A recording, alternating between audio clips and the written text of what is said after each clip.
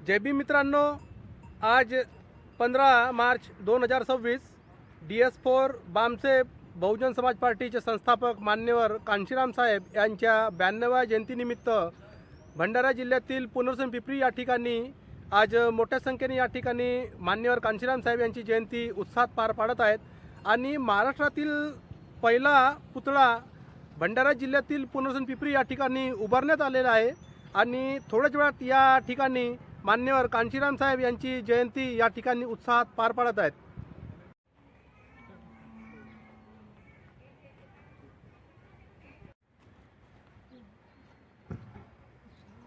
Bharat Ratna doctor Babasaheb आंबेडकरांचा विजय असो, विजय असो, विजय असो।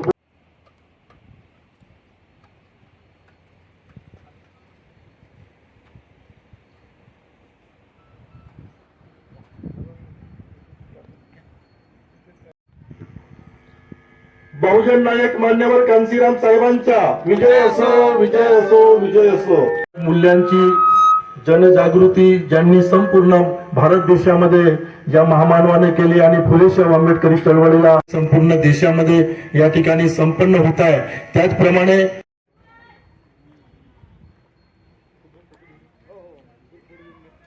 भीम का नारा गूंजेगा भारत के कोने कोने में, जय भीम का नारा गूंजेगा भारत के कोने कोने में, जय कांसी का नारा गूंजेगा भारत के कोने कोने में, जय कांसी का नारा गूंजेगा भारत के कोने कोने में, जय शाहू का नारा गूंजेगा भारत के कोने कोने में, जय फुले का शाहू, जय फुले का नारा गूंजेगा भारत के कोने कोने में, जय सावित्री का नारा गूंजेगा भारत के कोने कोने में, जय जिजाऊ का नारा गूंजेगा भारत के कोने कोने में, जय शिवाजी का नारा गूंजेगा भारत के कोने कोने में, जय भीम का नारा गूंजेगा भारत के कोने कोने में, जय भीम, जय भीम, जय भीम, जय भीम।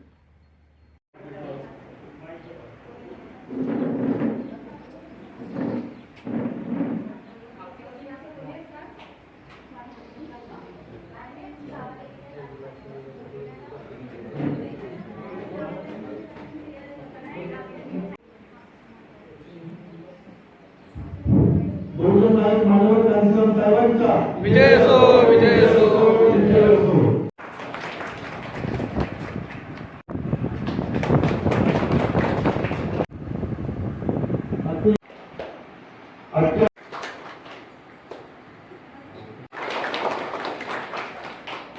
स्वातंत्र्याला 75-76 वर्ष झाले आहेत, परंतु आज आपण बघतो की या देशामध्ये जी काही सत्ताधारी वर्ग आहे तो सत्ताधारी वर्ग इथला बहुजन समाज अजूनही सत्ताधारी वर्ग बनू शकलेला नाही, कारण की संख्येने आम्ही 85% आहोत। या देशामध्ये जो समाज 85% आहे तो समाज या देशाचा राज्यकर्ता होऊ शकत नाही, तो या समाज या देशाचा शासनकर्ता होऊ शकत नाही। म्हणून ही चेतना मान्यवर कांशीराम साहेबांनी इथल्या बहुजन समाजामध्ये चेतवली आणि तुम्ही या देशामध्ये शासनकर्ती जमात होऊ शकता, तुम्ही या देशाचे प्रधानमंत्री होऊ शकता, तुम्ही या देशाचे राष्ट्रपती होऊ शकता, तुम्ही आमदार खासदार होऊ शकता। हा आत्मविश्वास यातल्या बहुजन समाजामध्ये मान्यवर कांशीराम साहेबांनी पेरला आणि तो प्रत्यक्षामध्ये त्यांनी साकारमध्ये उतरवलेला आहे।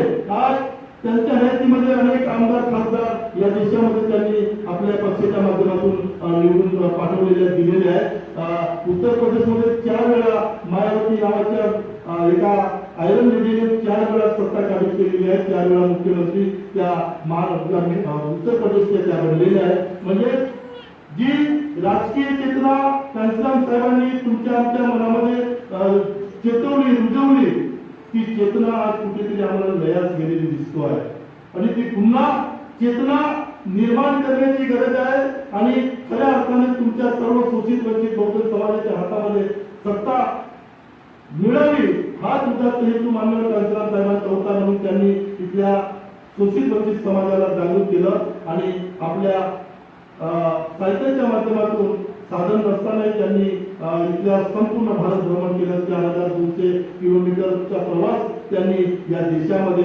साहित्याच्या माध्यमातून प्रवास केलेला आहे आणि या देशामध्ये असा साधा नेता आज आपण नेतृत्व हेलिकॉप्टरने विमानाने फिरताना दिसतोय, परंतु साहेबांनी साधन नसताना साधनहीन असतानाही साहित्याच्या माध्यमातून, कॅडरच्या माध्यमातून या समाजाला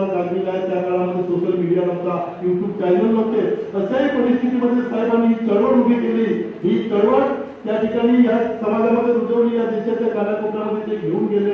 त्यांच्या गेल्यानंतर ही चळवळ कुठेतरी आपल्याला थांबलेली दिसतोय. ही चळवळ पुन्हा त्या जोमाने निर्माण व्हावी. ही चळवळ पुन्हा एकदा कांशीराम साहेबांच्या विचारांची चळवळ व्हावी. डॉक्टर बाबासाहेब आंबेडकरांच्या विचारांची ही चळवळ व्हावी. महात्मा फुलेंच्या विचारांची ही चळवळ व्हावी. सर्व संत महापुरुषांच्या विचारांची चळवळ व्हावी. हा सुद्धा हेतू आजच्या या कार्यक्रमाच्या निमित्तानं आहे. आणि म्हणून जे जे महापुरुष झाले त्यांच्या स्वप्नातील हा आपल्याला जर जास्त निर्माण करायचं असेल, त्यांच्या स्वप्नातलं जर भारत निर्माण करायचं असेल, तर त्यांचे जे कार्य आहे, त्यांची जी चळवळ आहे, त्यांचा जो इतिहास आहे, तो सर्व समाजापर्यंत आपण या जयंतीच्या निमित्त आपण सर्वांनी त्यांचे कार्य घेऊन यावं. त्यांचा इतिहास त्या सूचिपर्यंत पोहोचत समाजाला आपण समजावून सांगावं. आणि त्यांच्या स्वप्नातला, त्यांच्या विचारांचा हा भारत, त्यांच्या विचारांचा हा राष्ट्र, त्यांच्या विचारांचा हा देश, त्यांच्या विचारांचा माणूस घडावा, यासाठी आपण सर्वांनी कार्यरत राहावं, त्या प्रयत्नशील राहावं. एवढंच या ठिकाणी प्रास्ताविकच्या माध्यमातून सांगतो आहे. आणि मी माझी या ठिकाणी प्रास्ताविक थांबवतो आहे. आणि या ठिकाणी डॉक्टर सगळ्यांच्या जयंतीनिमित्त तुम्ही उपस्थित झाला, तुमच्या सगळ्यांचे मी आभार व्यक्त करतो. दासर प्रसंगामध्ये सहकारी यांचा आभार व्यक्त करतो.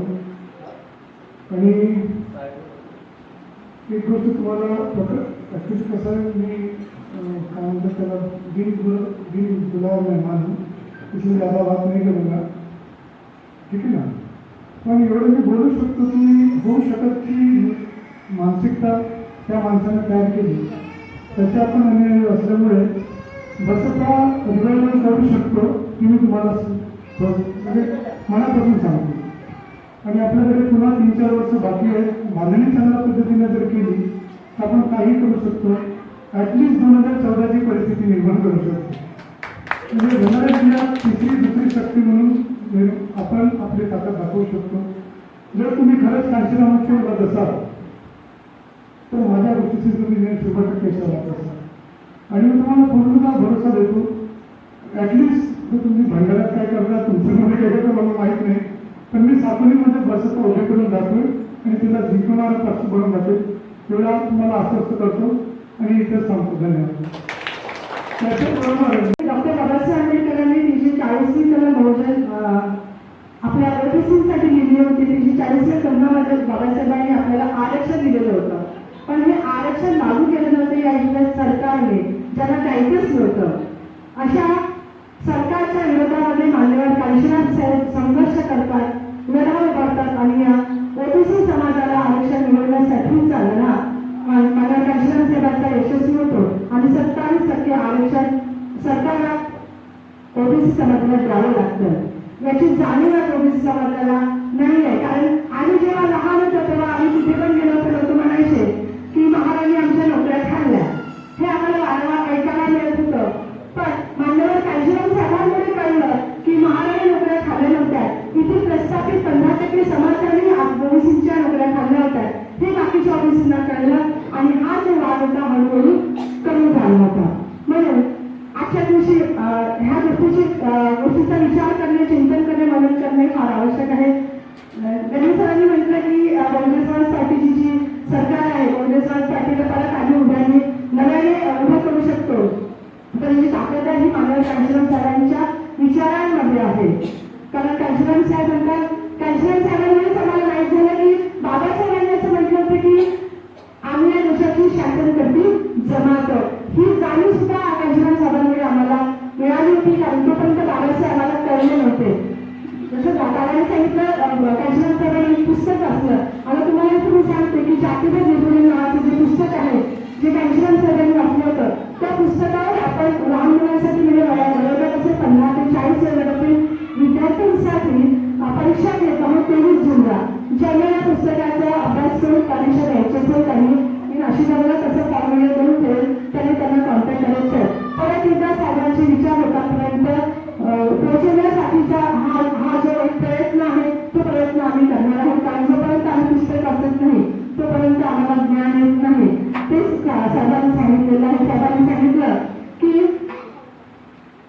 दिल्ली तमन्ना हो तो राष्ट्र नजर आते हैं वरना बहाने बहाने आहे तर प्रत्येकाला बहुजन समाजासाठीची जी मिशन आहे, जी चळवळ आहे, आमच्या महामानवाची चळवळ आहे, ती सर्व जिवंत ठेवण्यासाठीचा प्रयत्न करायचा आहे. खूप जणांना 10 दिवसात एसटी दिसतात ते न सांगता खरंच मनात इच्छा असेल तर आम्ही हे सगळं करू शकतो. हे सुद्धा मान्यवर कांशीराम साहेबांनी या देशाला दाखवून दिलेलं आहे. ज्याप्रमाणे शिवाजी महाराजांनी दाखवलं की मराठी सुद्धा राज्यकर्ते बनू शकतात, त्याप्रमाणे कांशीराम साहेबांनी सुद्धा जगाला दाखवून दिलं की बहुजन समाजातील लोक सुद्धा शासनकर्ते बनू शकतात. आजच्या दिवशी मी एवढंच बोलते. परत एकदा आपल्या सर्वांना मान्यवर कांशीराम साहेबांच्या जयंतीच्या शुभेच्छा देते. इथेच थांबते. मी कार्यक्रमाला आली होती, मला पाहुण्याकडे बोलायचं नव्हतं, यायचं नव्हतं, तर नाशिक जाताना मला हा मान दिला, त्याबद्दल मी त्यांच्या मनापासून आभार व्यक्त करते.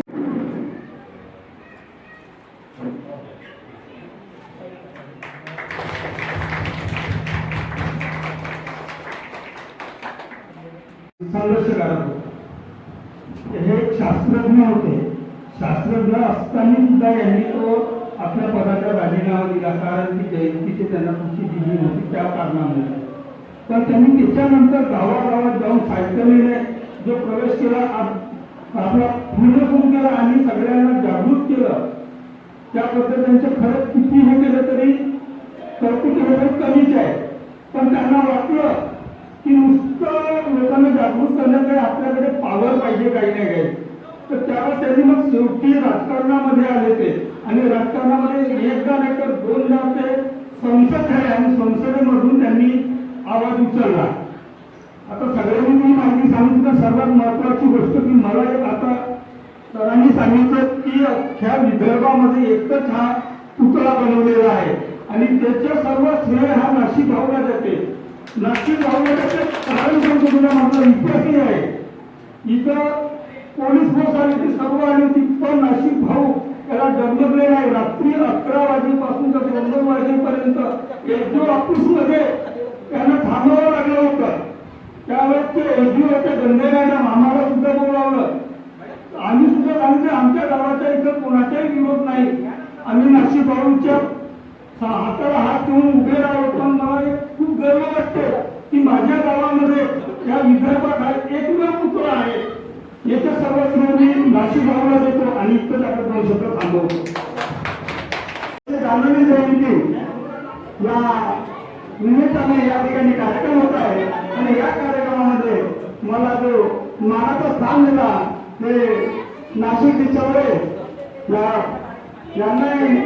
यांचे श्रेय आहे. ते नेहमी मला मान सन्मान देत असतात. जेव्हा कांशीराम साहेबांचा पुत्र बनला त्यावेळेस, जेव्हा तो भानगड निर्माण झाली त्यावेळेस, जेव्हा नियोजित अध्यक्ष नव्हते त्यावेळेस त्यांनी माझ्या पत्नीला मान दिला होता आणि मामा देशमुख वाक्य पण होते आणि अध्यक्ष म्हणून प्रियाशी हारेला त्यांनी मान दिला होता. तर धन्यवाद तुमचं पण. आता आपले मोठे राहू की कांशीराम साहेब इथं उपस्थित असलेले प्रत्येक जण लहानपणापासून जय भीम जय भीमचा नारा लावतात. त्याप्रमाणे मीही जय भीम जय भीमचा नारा लावत होतो.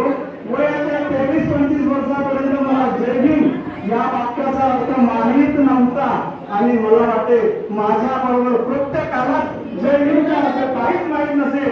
फक्त जय भीमचा नारा लावायचा आणि जय भीम माझ्या बाबासाहेबाला काही म्हणलं तोड देंगे फोड देंगे याच्या पलीकडे आपल्याला काहीच माहीत नव्हतं.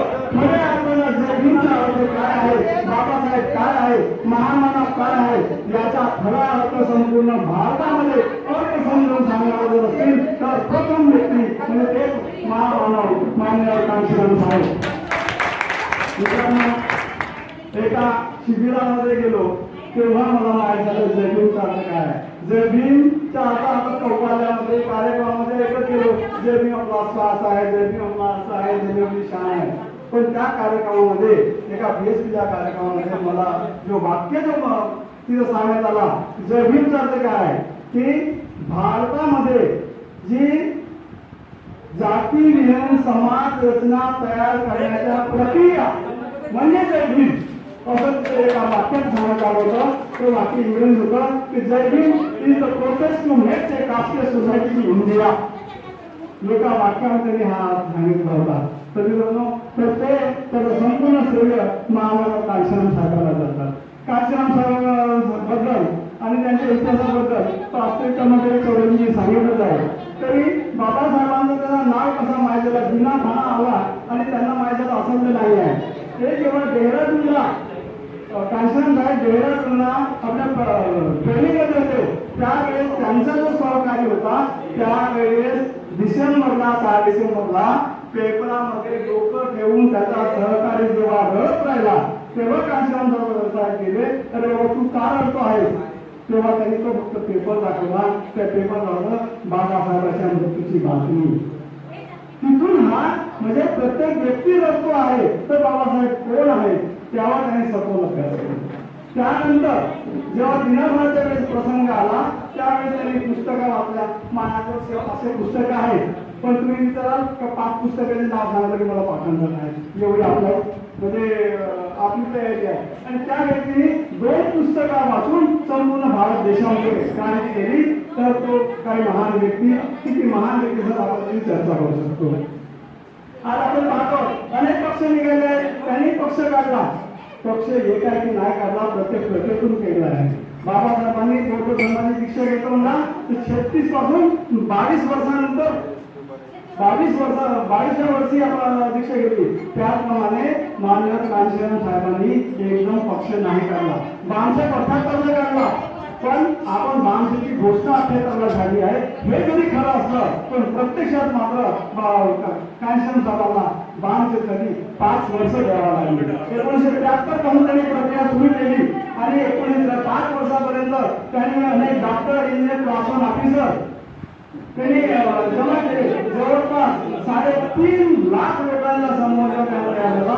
तेव्हा त्यांनी बामसेट निर्माण करून बामसेट प्रकाशित केलं आहे. त्याचप्रमाणे तिथूनच त्यांनी बौद्ध धर्माबद्दल म्हणजे सामाजिक सर्वसाठी धर्माची आवश्यकता आहे तेव्हा त्यांनी BRC म्हणजे बुद्धिस्ट रिसर्च सेंटर नावाचं हे देखील त्यांनी तयार केलं होतं. त्या माध्यमातून जसे रामलीला वगैरे होतं त्याप्रमाणे त्यांनी कांशीराम साहेबांनी असे कार्यक्रम घ्यायचे BRC बुद्धिस्ट रिसर्च सेंटर म्हणून. त्यात म्हणजे धार्मिक सामाजिक आणि राजकीय तिन्ही बाबीतून ते त्या प्रक्रियेतून कांशीराम साहेब केले होते. 1936 बाबासाहेब आपल्या एका याच्यामध्ये बोलतात काय अगदी कोण पत्रे पुस्तक आपल्याला आढळेल की कोणतंही आंदोलन करताना आपल्याला काही 2-3 शक्तीची गरज आहे. धनशक्ती असावी, जनशक्ती असावी, राज्यशक्ती असावी या सगळ्या शक्तीची गरज आहे. ह्या सगळ्या माध्यमातून कांशीराम साहेबांनी एक प्रक्रिया पूर्ण केली. त्यांनी धनशक्तीची गरज आहे, धनशक्तीसाठी त्यांनी कर्मचाऱ्याला पकडलं. तुमच्या बाबासाहेबांच्या म्हणण्याप्रमाणे तुमच्या कमाईचा 20वा हिस्सा द्या असे दान त्यांनी मागितलं आहे. त्या माध्यमातून आणि हा कर्मचारी व्यक्ती जो शिकला पडला आहे त्याजवळ थोडा पैसा आहे तो पैशाचा दान देऊ शकतो. याजवळ सुट्टी आठवड्याची सुट्टी मिळते तर हा आपला वेळही देऊ शकतो आणि हा एज्युकेटेड आहे तर आपला तो मायलेज देऊ शकतो. तर त्याने म्हणजे बुद्धी, पैसा आणि वेळ हे तीनही हे दान देऊ शकतात हे त्या महामानवाने ओळखलं आणि त्या माध्यमातून त्यांनी कर्मचारी जोडले. म्हणजे त्यांनी धनशक्ती, जनशक्ती आणि राजकीय जागरूकता त्यांनी निर्माण केली आणि त्या माध्यमातूनच आज आपल्याला पाहायला मिळत आहे की उत्तर प्रदेशामध्ये मायावतीजी मुख्यमंत्री बनते, 4चा मुख्यमंत्री बनते. तर मग सांगायचं काय की कोणती जेव्हा काही अनेक पार्ट्या बनत आहेत तिथून बाहेर निघतात आणि पार्टी बनते आहे आणि उद्धव आहे. ज्या पार्टीचा एवढा मजबूत लोकपाल निर्माण झाला आहे ते पार्टी काय जाताना जायची काहीच गरज नाही आहे. 1 दिवस 2 दिवसात तुम्ही पार्ट्या करणार नाही. एकदम तुम्ही सत्तर वेळा असं होत नाही आहे. पार्टीसाठी न्यू त्याची जड मजबूत होणे आवश्यक आहे. कांशीराम साहेब म्हणतात की म्हणजे प्रत्येक बाबीमध्ये एका पायरीने जातात और स्लॅबवर चढायचं आहे तर तुम्हाला एक पायरी सोडून वर चढावं लागेल. एकदम तुम्ही डायरेक्ट स्लॅबवर चढू शकत नाही. हे लहान गोष्टी आहेत तर आपण हे समजलं पाहिजे.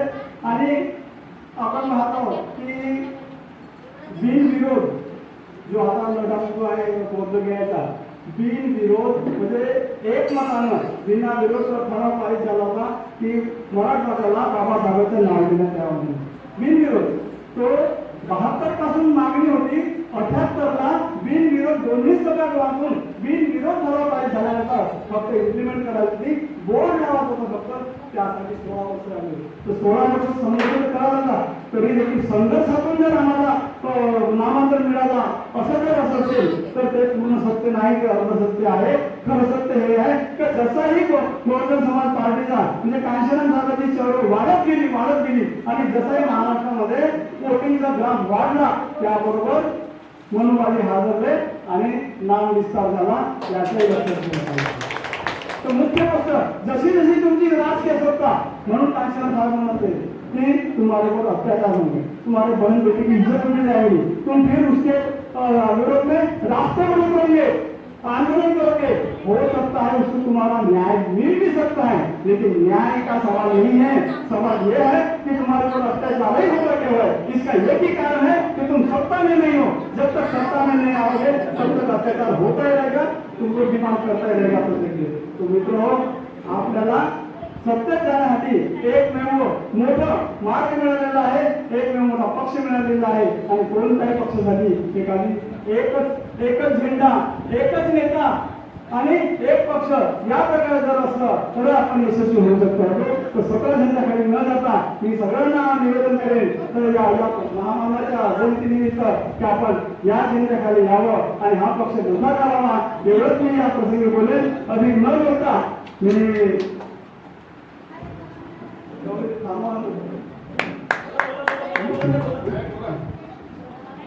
तर आपल्याला प्रण करायचं आहे प्रत्येक बाबीमध्ये की जोपर्यंत आपण गावागावात आता जो मिशन आहे, मी जो बहुजन समाज पार्टीचे कार्यकर्ते आहेत त्यांनाही म्हणे की थोडं आपण शिथिल झालो आहोत. तर आपण पुन्हा तुम्ही वेग घ्यावा, आपण पुन्हा कामाला लागावा. आणि मान्य कांशीराम जो उद्देश आहे, उद्देश फक्त ते म्हणते की सत्ता हासिल करणे हमारा उद्देश नहीं है. ये परिवर्तन होना जरूरी आहे, समाज व्यवस्थेचं परिवर्तन होणं जरूरी आहे. आणि त्यासाठी आपल्याला संघर्ष करावा लागेल. आणि आपल्याला संघर्षाशिवाय पाणी देखील काय मिळालं तर अधिकार कुठून मिळणार आहे. तर आपल्याला संघर्षाने जीवन जगावंच लागेल मित्रांनो. आणि म्हणून या देशामध्ये संघर्षाशिवाय काहीच मिळत नाही. तर संपूर्ण या संघर्षामध्ये बहुजन समाज पार्टीच्या संघर्षामध्ये सर्व सामील होतील अशी या प्रसंगी अपेक्षा करतो. आणि मी इथंच माझे दोन शब्द संपवतो. सर्वांना जय भीम.